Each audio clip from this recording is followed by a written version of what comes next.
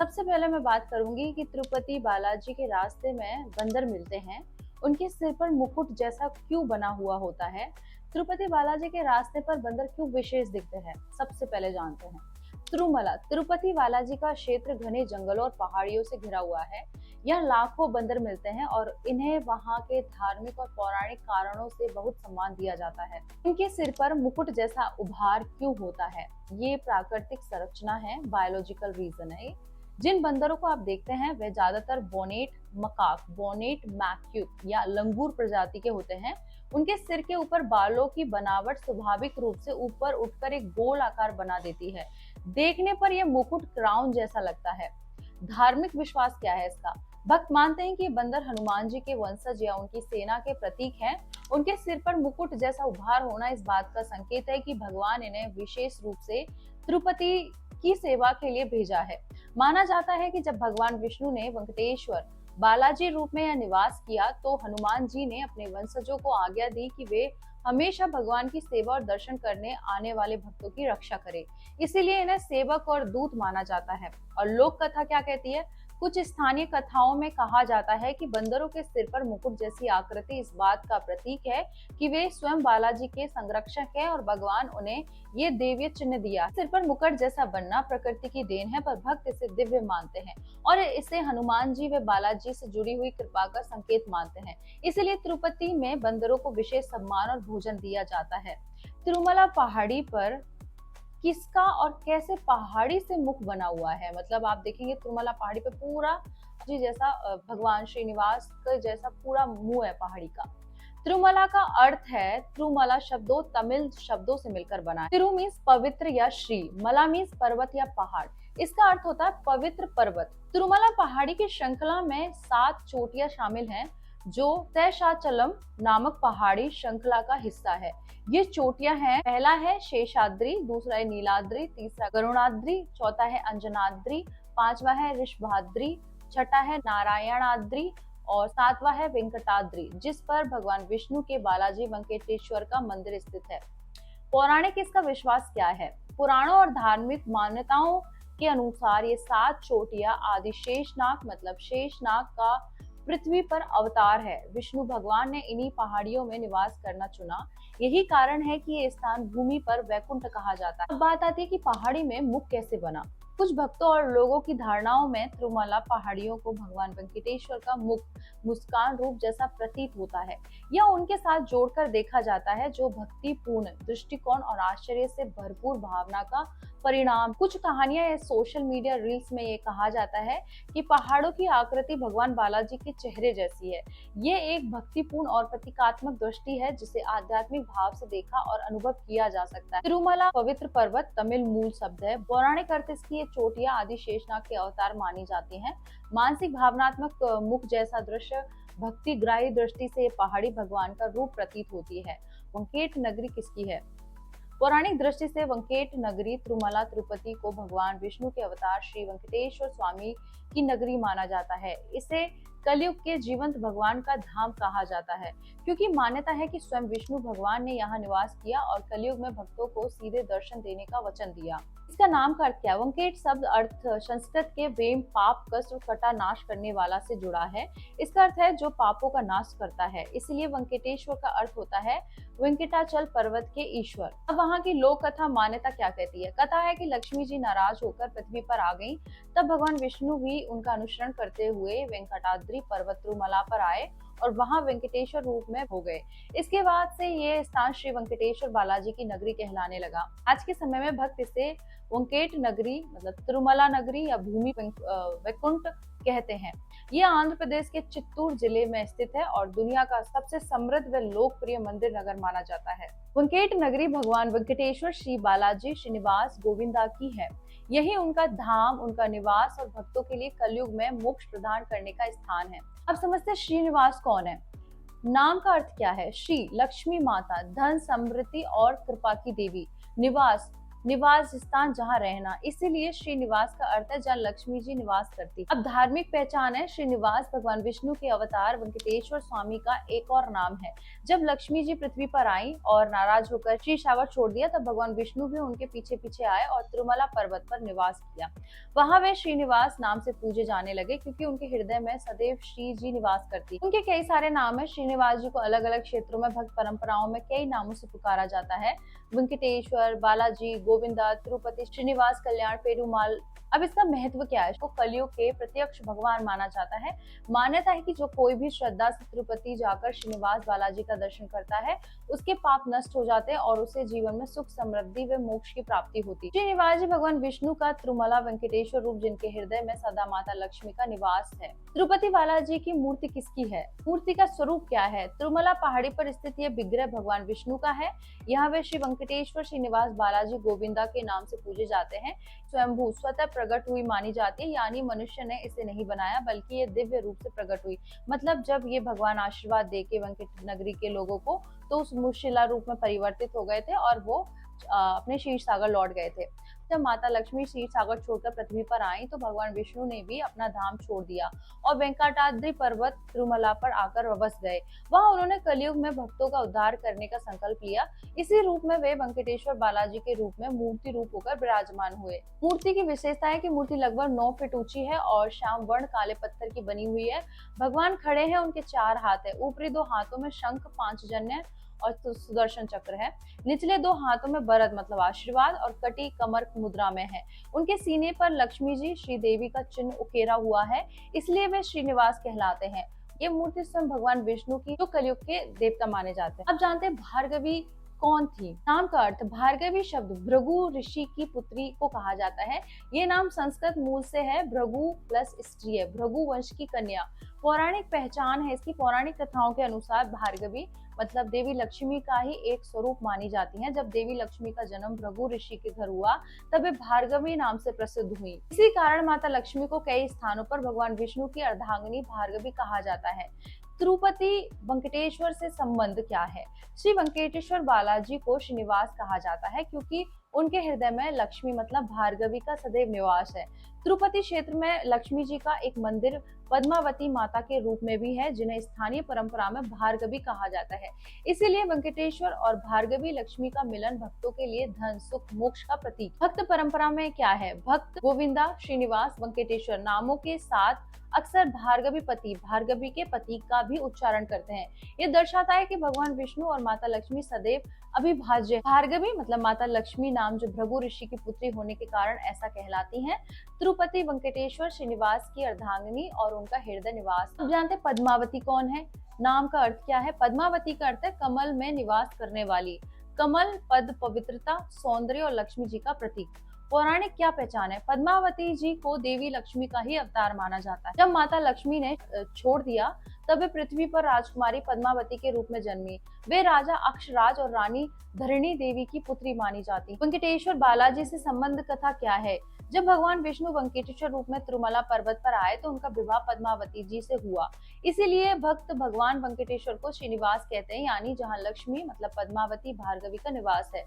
तिरुपति क्षेत्र में आज भी तिरुचानूर नामक स्थान पर पद्मावती अंबाबारी मंदिर है, जो बहुत प्रसिद्ध है। भक्तों का क्या महत्व है? तिरुपति आने वाले भक्त पहले पद्मावती माता के मंदिर में दर्शन करते हैं और फिर वेंकटेश्वर स्वामी के दर्शन के लिए तिरुमला जाते हैं। मान्यता है कि माता पद्मावती की कृपा के बिना भगवान वेंकटेश्वर का दर्शन पूर्ण नहीं होता। पद्मावती देवी लक्ष्मी का ही अवतार है, जो पृथ्वी पर जन्म लेकर भगवान वेंकटेश्वर तिरुपति बालाजी की पत्नी बनी। वे करुणा, धन, सौंदर्य और समृद्धि की अधिष्ठात्री देवी। अब जानते हैं गोविंद राज कौन थे। नाम का अर्थ है गोविंद, भगवान विष्णु श्री कृष्ण का नाम है, जिसका अर्थ है गो, जीवात्मा, पृथ्वी, गाय का रक्षक।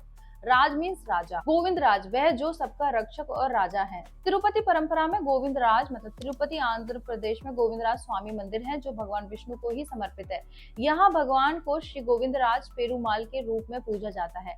इसकी मान्यता है कि मंदिर 12वीं शताब्दी में श्री रामानुजाचार्य ने स्थापित करवाया था। इसकी पौराणिक कथा है, जब भगवान वेंकटेश्वर बालाजी माता पद्मावती से विवाह हुआ तब संपूर्ण खर्च और आयोजन की जिम्मेदारी भगवान विष्णु के ही एक गोविंदराज ने संभाली थी। इसी कारण से तिरुपति क्षेत्र में भगवान के इस स्वरूप को गोविंदराज कहा जाता है। इसकी विशेषता और महत्व क्या है? गोविंदराज को धन, ऐश्वर्य और समृद्धि देने वाले विष्णु रूप में ही पूजा जाता है। तिरुपति आने वाले भक्त वेंकटेश्वर के दर्शन के बाद गोविंदराज स्वामी मंदिर के दर्शन भी करते हैं। भक्त मानते हैं कि गोविंदा गोविंदा का नाम जपने से भगवान वेंकटेश्वर गोविंदराज दोनों ही कृपा प्राप्त करते हैं। गोविंदराज जो मैं अनुभव करती हूँ वो शेषनाग के अवतार थे जो के साथ यहाँ पर आए थे। गोविंदराज भगवान विष्णु और शेषनाग का ही एक रूप है जो तिरुपति में वेंकटेश्वर स्वामी के विवाह आयोजक और समृद्धि प्रदाता के रूप में पूजे जाते हैं। इसीलिए तिरुपति क्षेत्र में भगवान को बार बार गोविंदा गोविंदा पुकारा जाता है। श्रीनिवास और वेंकटेश्वर बालाजी की शादी किस किस से हुई, इस बारे में जानते हैं। श्रीनिवास और पद्मावती लक्ष्मी जी का अवतार। तिरुमला की सबसे प्रसिद्ध कथा यह है कि श्रीनिवास वेंकटेश्वर का विवाह माता पद्मावती से हुआ था। पद्मावती जी राजा अक्षराज और रानी धरणी देवी की पुत्री थी। कथा में लक्ष्मी जी क्षीर सागर छोड़कर पृथ्वी पर आई और पद्मावती रूप में जन्मी। विष्णु भगवान भी उनके पीछे आए, वेंकटाद्रि पर्वत पर श्रीनिवास के रूप में अवतरित हुए। बाद में दोनों का विवाह भव्य रूप से हुआ था।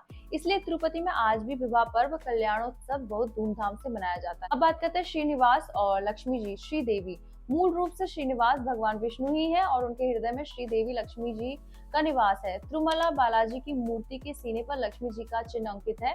इसका अर्थ है कि लक्ष्मी जी सदैव उनके साथ रहती। भक्त परंपरा में दो पत्नियां हैं। तिरुमला की परंपरा के अनुसार श्रीनिवास वेंकटेश्वर की दो पत्नियां मानी जाती हैं।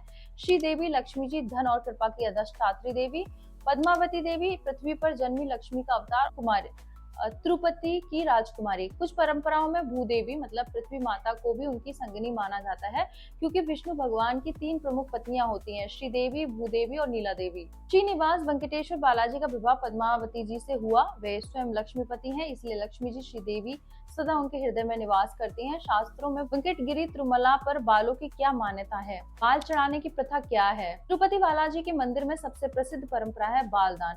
लाखों भक्त हर साल अपने बाल भगवान वेंकटेश्वर को अर्पित करते हैं। मंदिर परिसर में विशेष केस कटन मंडप बने हैं जहां यह सेवा की जाती है। इसकी मान्यता और कथा क्या है? पौराणिक कथा है कि पद्मावती और नीला देवी एक बार भगवान वेंकटेश्वर पर भृगु के श्राप के कारण उनके सिर पर घाव हो गया और एक भाग गंजा हो गया। तब नीला देवी भक्त स्त्री ने अपने बाल काटकर उन्हें अर्पित किए ताकि भगवान का स्वरूप पूरा हो सके। भगवान ने आशीर्वाद दिया कि जो भी भक्त सच्चे मन से अपने बाल मुझे अर्पित करेगा उसके जीवन से अहंकार और पाप नष्ट हो जाएगा। त्याग और समर्पण का भी प्रतीक है। बाल अहंकार और सौंदर्य का सबसे बड़ा अभिमान होते हैं।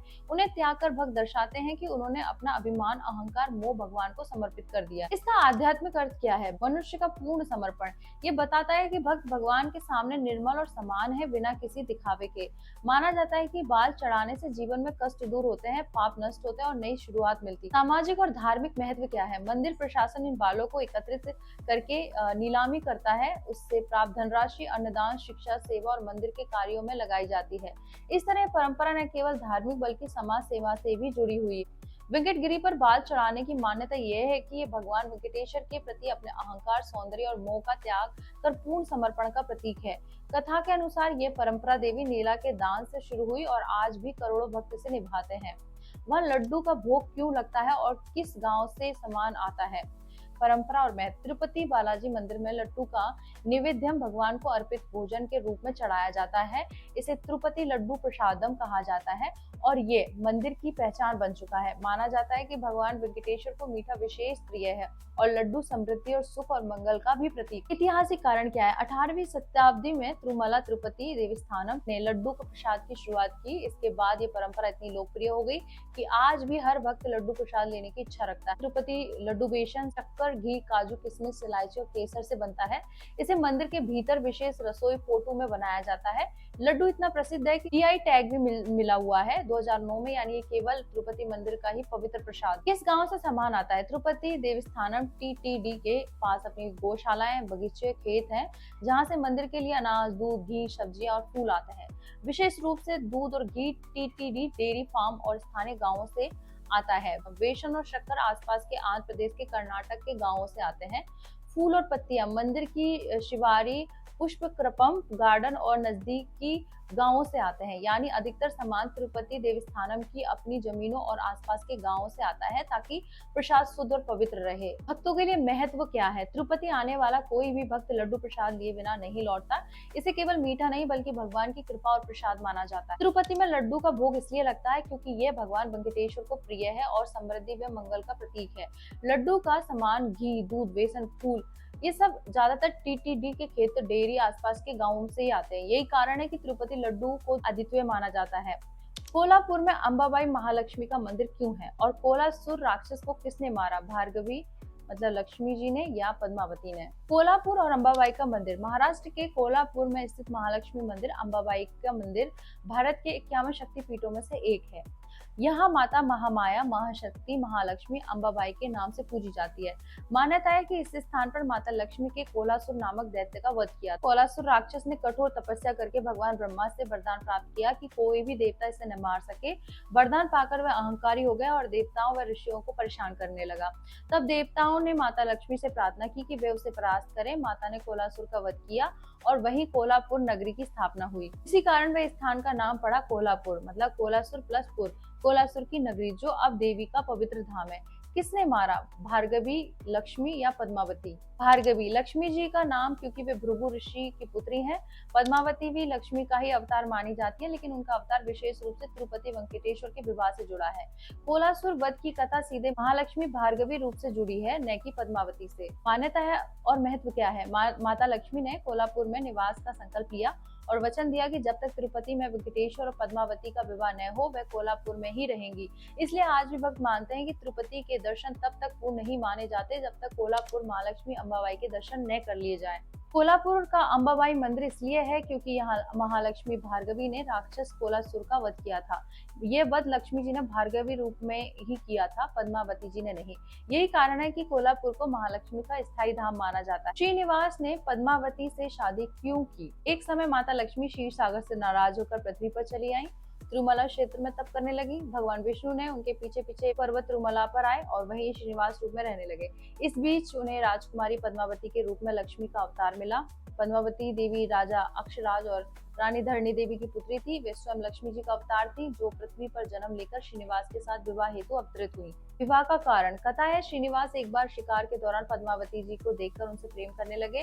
राजा अक्षराज ने विवाह के लिए सहमति दी, लेकिन विवाह भव्य और राजसी ढंग से करने के लिए श्रीनिवास को बहुत धन की आवश्यकता थी। तब कुबेर देवता, धन के अधिष्ठाता, ने श्रीनिवास को ऋण दिया ताकि विवाह धूमधाम से हो सके। मान्यता है कि आज भी भक्त जब तिरुपति में दान और हंडी में चढ़ावा चढ़ाते हैं तो फिर ऋण चुकाने के लिए। इसका आध्यात्मिक अर्थ क्या है?